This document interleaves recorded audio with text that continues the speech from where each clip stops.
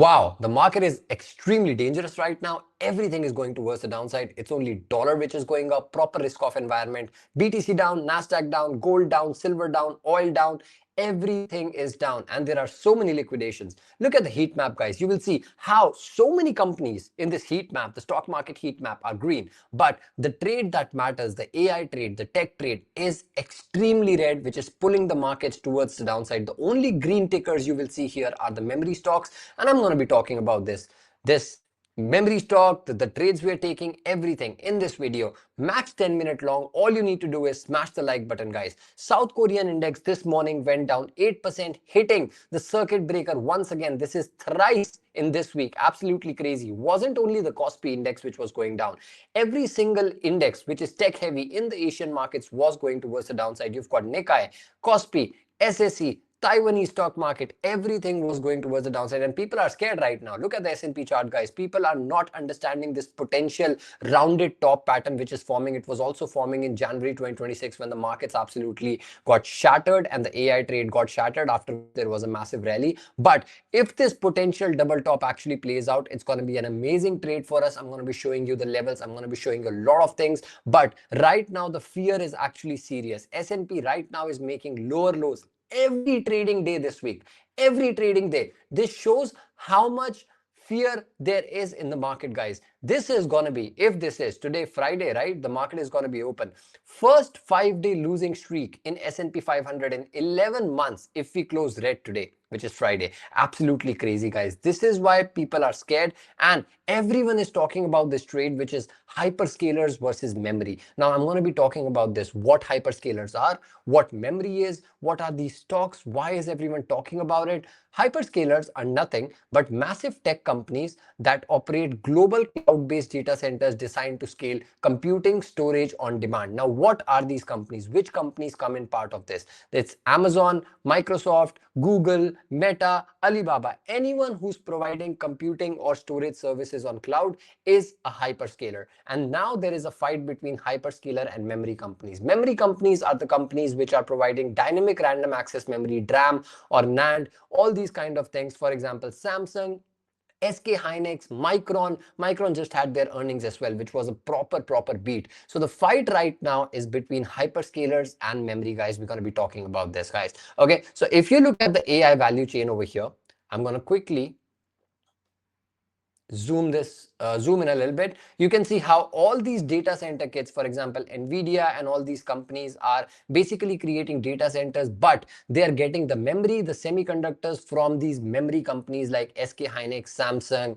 Micron, all these players, which are making a lot of profits right now. So the fight is between these two. What was happening is that these were moving in tandem. There was a direct correlation between memory companies and the hyperscalers, but now there is a negative correlation. Memory is going towards the upside and hyperscaler are going towards the downside because of massive capex. Now let's talk about what the capex is. So we know that there is a massive global data center power usage, right? Every single year, the storage is actually absolutely going towards the upside. The usage of data centers is absolutely going towards the upside, and which is leading to massive capex, which is capital expenditure for these hyperscaler companies like Microsoft, Google, Meta, Amazon, and these are the Max 7 companies. So they have to pay a lot of money. They have a lot of capex, which is why people are scared of this trade. On the other hand, you've got memory companies like Micron. 15 months ago, Micron was just at 60 billion, producing 8.1 billion in quarterly revenue. Today, it's worth 1.3 trillion dollars. And why?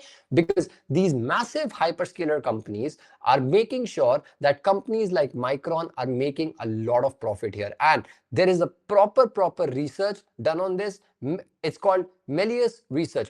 According to Melius Research, why bother owning a hyperscaler, which is Nvidia, Meta, Amazon, all these things, who can't buy back their stock anytime soon? Micron, on the other hand, which is a memory stock, can start buying over 25 billion per quarter in stock during 2027. So memory will go down as the bottleneck of all the bottlenecks. This is what we are looking forward to, guys. Right now, there is a fight whether you go towards these hyperscalers who are capex heavy, who are spending so much money and going towards the downside. On the other hand, you own something like Micron, SanDisk, SK Hynix, Samsung, who are making a lot of profits while all these hyperscalers are putting in money. Now, the issue is also the price action. Now, hyperscalers price action right now is extremely bad. Worst day ever for Max 7 relative to NASDAQ 100. This is absolutely crazy. This is what's happening with hyperscalers right now. Even if you see Max 7 versus S&P 500. So you've got S&P 500 versus S&P 493 versus Max 7 in 2026. Max 7 is absolutely shattered here, absolutely shattered. Now, some people would argue that, oh, wait, but some of the Max 7 companies are not actually hyperscalers. Yes, it's true. For example, Apple is not. But as soon as Micron, came up with their earnings and showed so much profit, Apple came out and announced that they are doing massive price hikes and effectively uses MU earnings to be like, see, it's not us. So what they're saying is that if memory is making so much money, they're making 86% margins, then we have to raise prices as well, which is why Apple stock fell at the fastest pace since last 2 years, in the last 2 years. Then came Microsoft. Microsoft is falling hard as well. It's Max 7. Microsoft is also not a hyperscaler, but Microsoft then joins the party and raises the price of across all Xbox products, once again citing the memory cost. So what is happening is these guys, the Max 7 and the hyperscalers included, are spending so much money, and memory is making all this money, which is why there is a massive divergence between memory and hyperscalers right now. So as you saw, Max 7 is doing the worst day uh, in a long time ever, worst day ever against Nasdaq. So bad against S&P. 2026 returns, Russell 2000 positive 22%, but Max 7 negative 7%. This is what is happening to hyperscalers right now, guys. Do you want to be part of hyperscalers, or do you want to be part of memory, which is actually making money? Or do you think memory is going to be topping out as well soon? So, because maybe these hyperscalers are going to innovate soon, right? If they innovate, if they do something, then they can also make money. But that's a big question. Now, Meta is in a bear market. Microsoft is in a bear market. Tesla is in a bear market. Amazon almost. Nvidia almost. Google almost. Apple is in a deep correction. This is what is happening right now, guys. If you look at some of the stocks in the S&P 500 and NASDAQ are sitting at 52-week low. 52-week low, and this happened yesterday. All these stocks, majority of them are tech companies. Majority of them are actually the companies who have mega capex, guys. This is the problem, and this is why I'm talking about this trade, which is hyperscalers versus memory.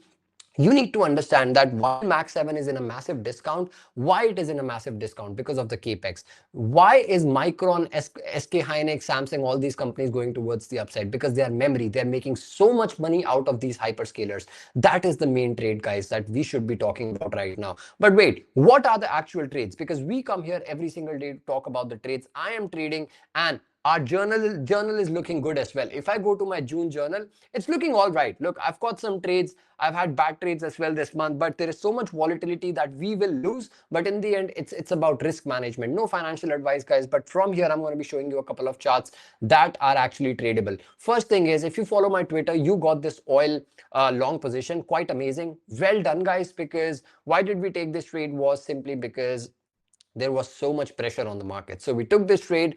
Absolutely amazing. Congratulations if you got it. If you did not, let's talk about others. For example, Nvidia, the best hyperscaler, the biggest one, almost in a bear market, in a deep correction right now. It is sitting at a beautiful support at 195. And if the markets actually turn from here, Nvidia is going to be an amazing buy, in my opinion.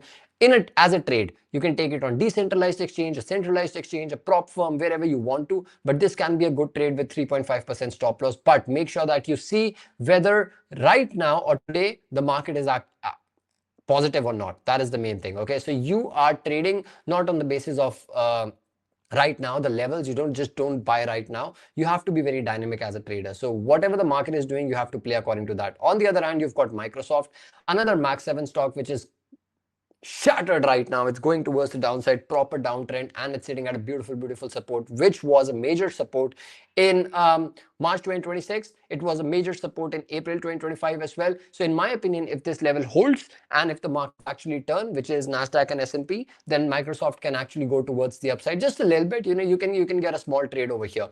The third one I want to talk about is Bitcoin. So we are coming to crypto now, guys. Now, people will ask whether we should be buying Max 7 right now or not in spot. I would say no. Wait for a while. Wait for a while to understand what's going to happen with these hyperscalers and memory. For example, what are these hyperscalers going to do to make sure that they are winning? They are not. They're going to have immense amount of capex, but how will they innovate to make sure that they're actually on the right side of the market, because people are understanding this AI trade and people are understanding that this is not going anywhere right now with so much money spent. Now, BTC at the moment is sitting at a beautiful, beautiful support. It is, if it holds, this is also the level from here, which is 6th February. Now, if it holds, it can move towards the upside, which is why I'm looking at a long position on Bitcoin if the market is good today. And I'm looking at a position on G2 as well. I talked about this position earlier. It's very close to the 50% Fibonacci level. It has broken out. It has also tested this beautiful 40-day long range. What you need to do is, guys, go to a lower time frame chart, and all you need to do is wait for a dip. Wait for a dip to this level. That's going to be a displacement impulse dip, and that's where we're going to buy this. So I'm going to add it to my journal as well. As soon as it comes here, I'm going to add a limit order, and I'm going to have a stop loss of around 3.5%. No financial advice, guys, but this is how we are trading right now. Less number of trades, making sure that we are on the right side of the market, because there is massive, massive bloodbath going on. And remember, read about this hyperscalers versus memory. Understand what it is. Understand why there is a divergence. I showed you everything. If you have any questions, put it down in the comment section. I'm going to answer all of them. I've done all the research, and I'm going to be posting stuff on Twitter as well today. So guys, I come here every single day. Make sure you like, subscribe, and let's go. Have a nice weekend.